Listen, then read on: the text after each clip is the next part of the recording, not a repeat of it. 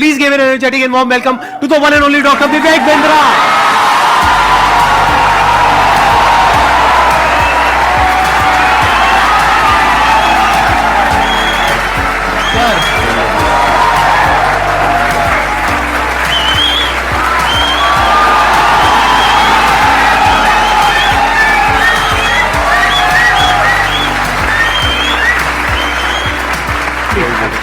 Thank you.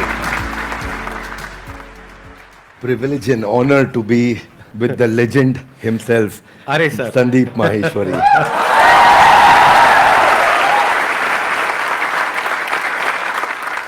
Sir के बारे में मैं जितनी तारीफ करूं उतनी कम है, लेकिन अगर मेरे को शॉर्ट में कुछ कहना हो तो वो ये है कि आप में से बहुत सारे लोगों को शायद पता नहीं है, डॉक्टर विवेक बिंद्रा सर का सिर्फ इंडिया का नहीं पूरे वर्ल्ड का सबसे बड़ा एंटरप्रेन्योरशिप का चैनल है।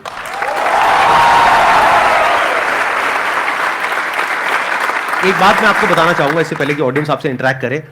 आज से कुछ साल पहले आपने एक स्टेडियम में एक सेमिनार किया था जिसमें आपने मेरे बारे में कुछ कहा था।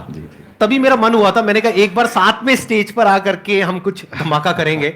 आज फाइनली वो दिन आ गया है। हमारे कमेंट्स में भरा पड़ा था कि डॉक्टर विवेक बिंद्रा सर कब आएंगे कब आएंगे कब आएंगे। मैंने कहा भाई आएंगे आएंगे। और हमारे कमेंट्स में भी भरा पड़ा था, आप संदीप महेश्वरी जी के इवेंट में कब जाएंगे कब जाएंगे। आपका ये जो लुक है थोड़ा सा डिफरेंट है जो आपकी वीडियोस में होता है ज्यादातर उससे। वो एक्चुअली मेरी मजबूरी है, क्योंकि मेरा साइज पहले डबल एक्सेल था, फिर एक्सेल हुआ, फिर एल हुआ, तो इतनी जल्दी जल्दी सूट्स नहीं बदल रहे थे। ऑफिस में किसी को बोल देता हूँ स्टाफ को, टी शर्ट बाजार से ले आता है, कमीज ले आता है, बता दिया भैया एल साइज कर लिया, वो फट से पहन लेते हैं। और दूसरा ये भी था कि संदीप सर को मैच करना था। आसान है। Bounce back. ऐसे ही बोलते हैं ना सर, ऐसे ही कुछ करते हैं ना। हाँ जी। हाँ ऐसे एक बार करके बताएंगे मेरे को, मैं भी करता हूँ आपके साथ। अच्छा ऐसे कुछ कैसे? I can! No, come on, one more time. I can! I will! Bounce back! Bounce back!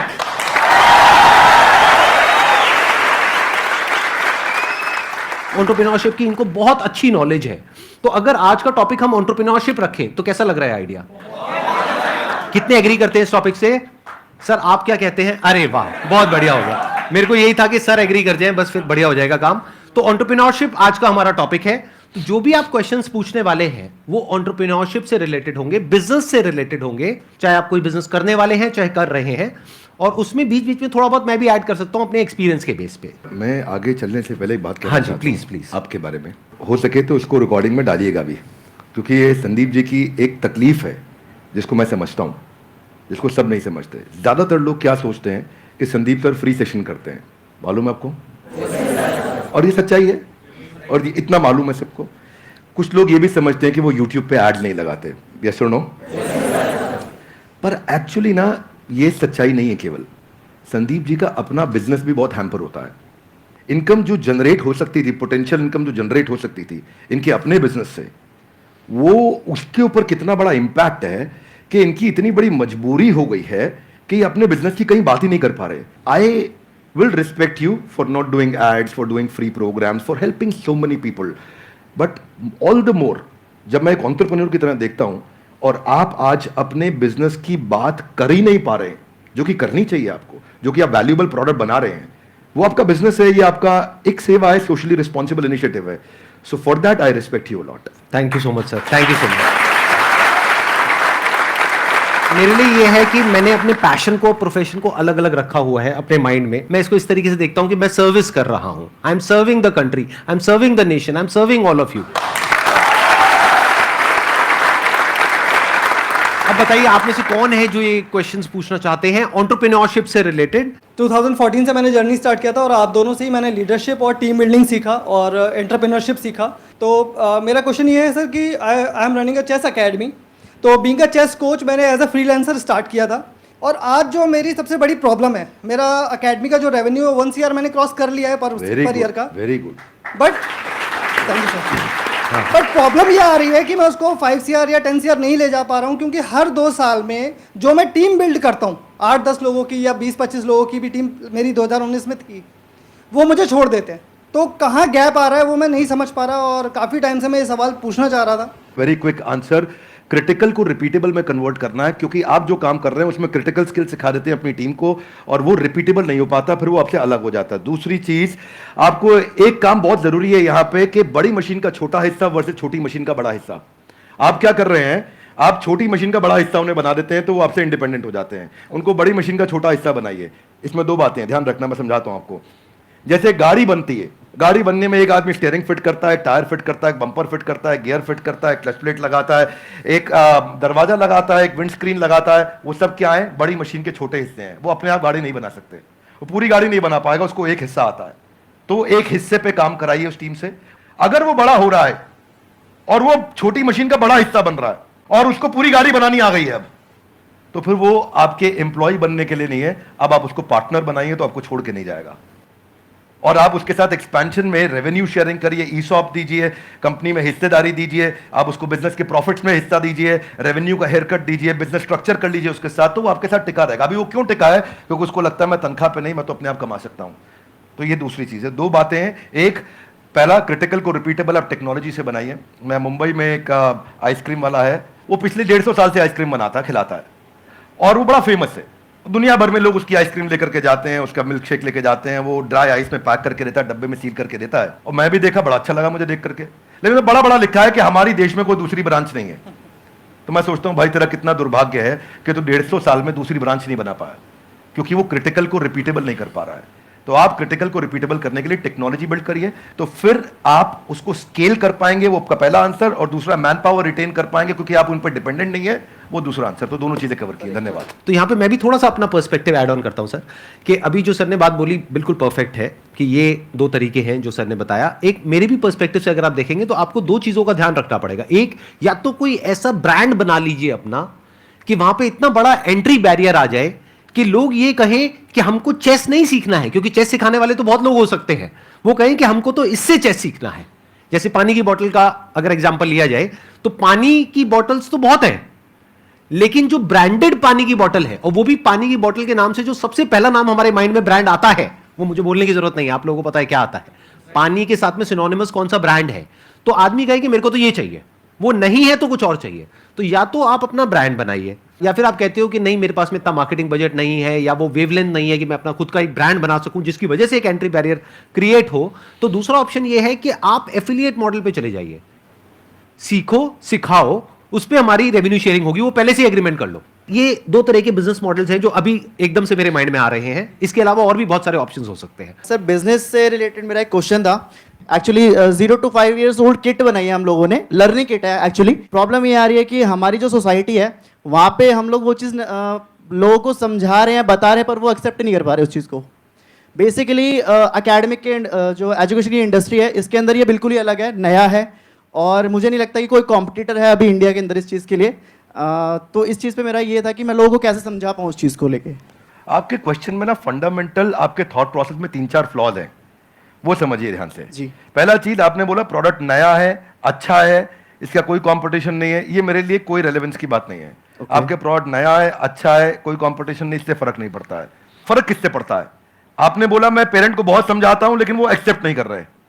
Sales का पहला रूल है कि आपको समझाना नहीं है कुछ भी। सेल्स का पहला रूल है कि कैप्चर द इनकन्वीनियंस। इसको ऐसे समझते हैं, जरा हाथ आगे लाइए, बोलिए कैप्चर द इनकन्वीनियंस। थोड़ा ऐसा एक्टिंग करो, इनकन्वीनियंस।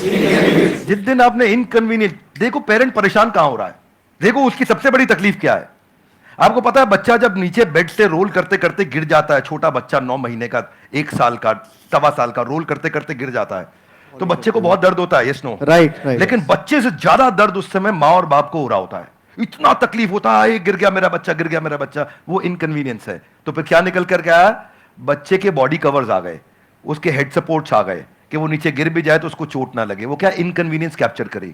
दूसरा चीज, जब आप ये करोगे, उसका नाइस एनालिसिस करोगे, उनका नीड, इंटरेस्ट, कंसर्न, एक्सपेक्टेशन, तो आपको बेचना नहीं पड़ेगा, वो अपने आप लेगा। ये आपके प्रोडक्ट का एमवीपी होता है कि आपको बेचे बिना लोग कस्टमर के लिए प्रीपे करने को तैयार हो जाएं, या एडवांस देने को तैयार हो जाएं, या कैश पेमेंट देने को तैयार हो जाएं, या प्रोडक्ट बनाते वक्त आपको लेटर ऑफ इंटेंट दे दें, या बोले कि मेरा बड़ा स्ट्रॉन्ग इच्छा है कि मैं लूंगा, कम से कम इतना बोल दें।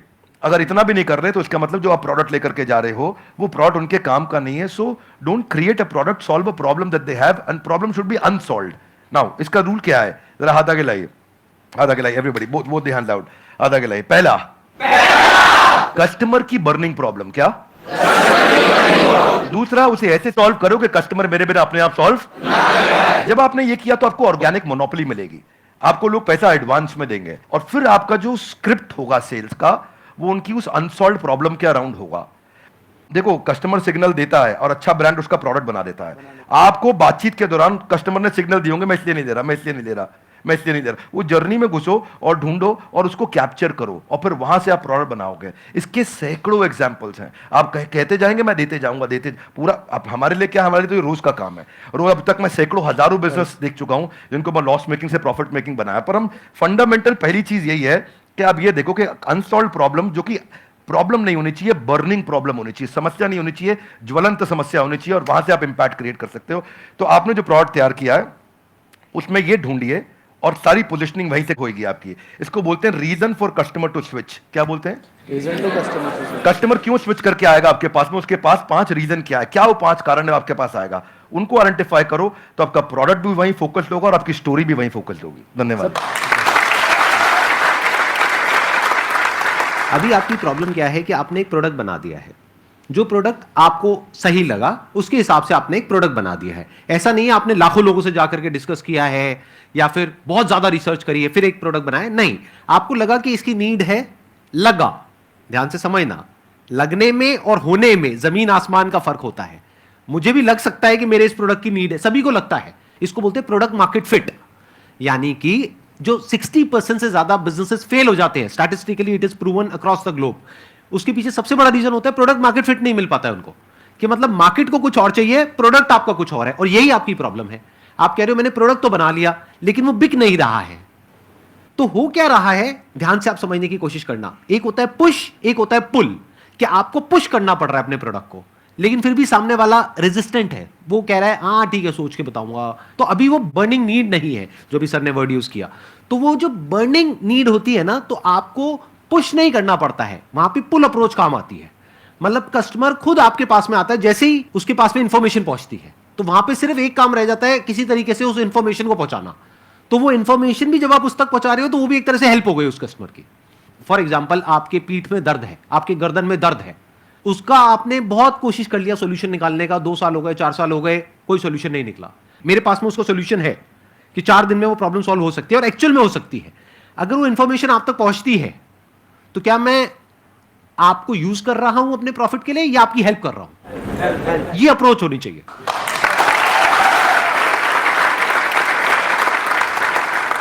सर, मेरा एक छोटा सा क्वेश्चन है आपसे कि जैसे बिज़नेस में मुझे बहुत इंटरेस्ट है, एंटरप्रेन्योर में बनना चाहती हूँ, लेकिन मेरी लाइफ में एक छोटा सा ट्विस्ट ये है कि अभी जस्ट लास्ट ईयर मेरी मैरिज हुई, अभी बेबी भी है 7 मंथ्स का. बट मेरा जो इंटरेस्ट है उसकी वजह से, और मैं मतलब अपना बेबी और मैरिज समथिंग मैं उसको मैनेज नहीं कर पा रही हूँ. तो मैं पूछना चाहती हूँ कि एक वुमेन एंटरप्रेन्योर का क्या माइंडसेट होना चाहिए. ये बड़ा इंपॉर्टेंट चीज है कि आप डिसीजन लीजिए और उसमें देखिए कि जो आपको आता है, जो आपको भाता है, जो बाजार चाहता है, जब इनका कॉम्बिनेशन बन जाता है तो इतना पैसा आता है कि संभाला नहीं जाता है. क्या बात है. ये देखिए क्या आपको क्या आता है, स्किल सेट, क्या भाता है, माइंडसेट आपका, मैं क्या मेरे को अच्छा लगता है, ये अच्छा लगता है, और फिर क्या बाजार चाहता है, जो पीछे वाले भाई साहब को हम बता रहे थे कि बाजार क्या चाहता है. जब इन तीनों का कॉम्बिनेशन बन जाता है तो पैसा आता है.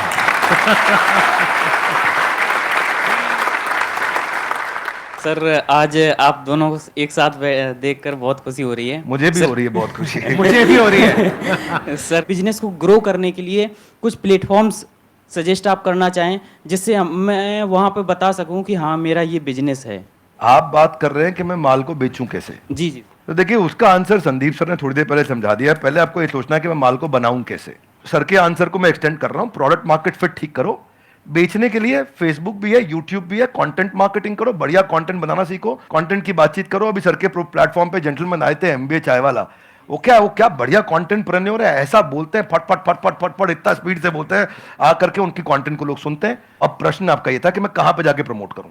आप सब प्रमोट करने के लिए जहां पे जनता है वहां पहुंच जाइए।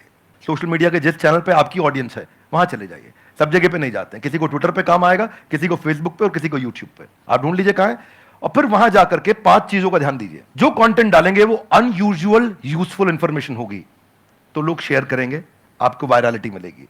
दूसरा चीज, क्या आप उसमें अनएक्सपेक्टेड डिलाइटफुल सरप्राइज दे सकते हो कि सामने वाला देखे और बोले अरे वाह, जरा जोर से बोलिए ऐसे नहीं, थोड़ी आंखें बड़ी करो, मुंह खोलो, हैरान हो जाओ। अगर कस्टमर ने बोला अरे वाह तो आपका कंटेंट शेयर होएगा। क्या होएगा? अगर आपका कंटेंट शेयर हुआ तो लोग आपके प्रोडक्ट के बारे में पता चलेगा, आपके पास आएंगे। तीसरी चीज, ऐसा जरूर ध्यान रखना कि शेयर करने में उसकी इज्जत बढ़ती हो।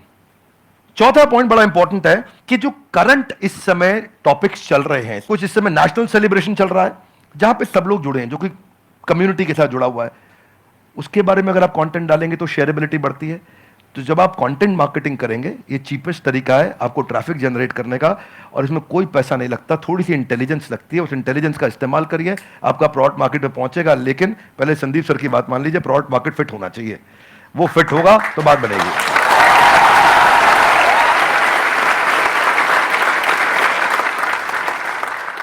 सर पहले तो आप दोनों ही मेरे गुरु हो सर, और थैंक यू सो मच। मतलब मैं आज बहुत ही लकी फील कर रहा हूँ।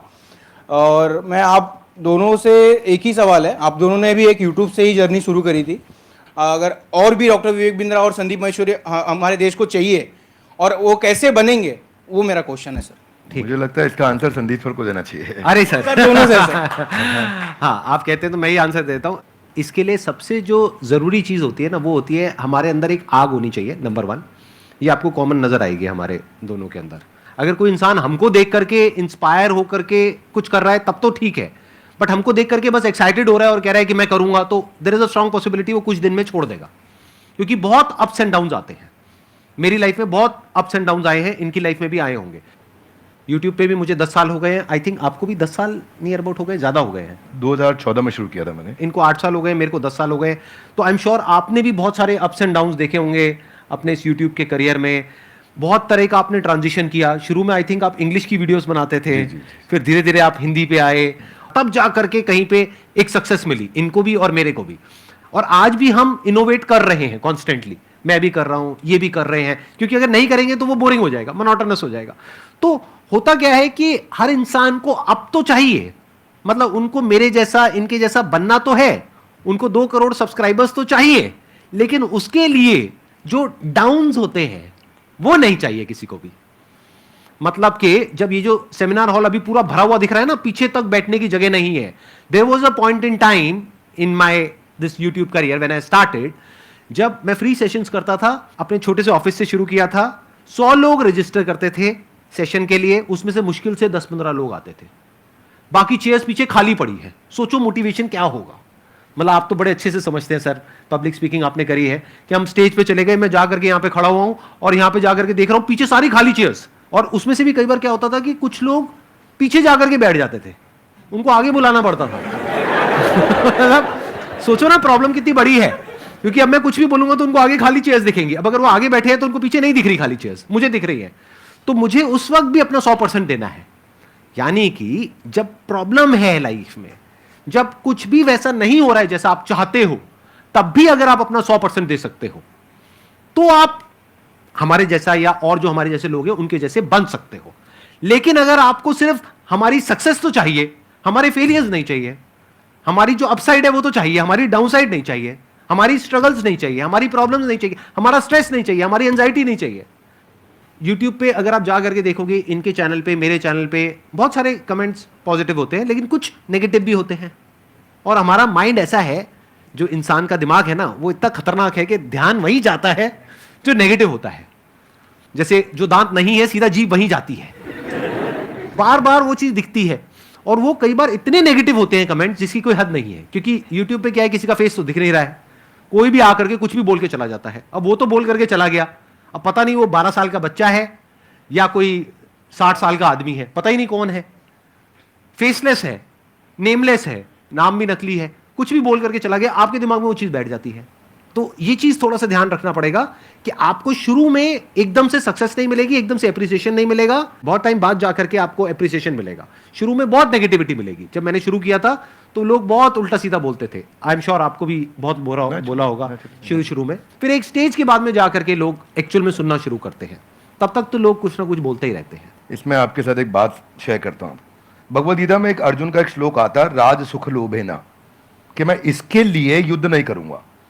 कोई भी काम शुरू करने से पहले अपना वाई डिफाइन करो, मैं कर क्यों रहा हूं, व्हाट नहीं, क्या कर रहा हूं नहीं। अभी क्या मैं इनके कारण कर रहा हूं, ये ऐसे हैं संदीप सर, मेरे को संदीप सर बनना है, क्यों बनना है, पर्पज आ गया ना, इधर आग लगेगी।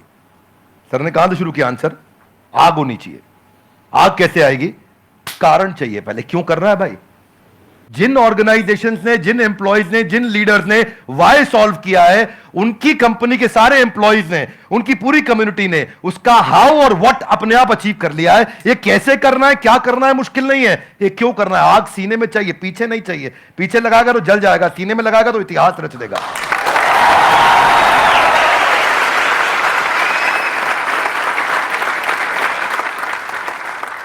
Only substantiating to what he said कि आग होनी चाहिए, वो कारण चाहिए। अर्जुन शुरू में युद्ध नहीं करना चाहता था, क्योंकि उसको कारण ही समझ नहीं आ रहा था मैं युद्ध क्यों करूं। उसको लगा कि यार मैं राज चुक के चक्कर में करने लग रहा हूं तो, और वो ईमानदार आदमी था, पहले ईमानदारी बाद में दुकानदारी।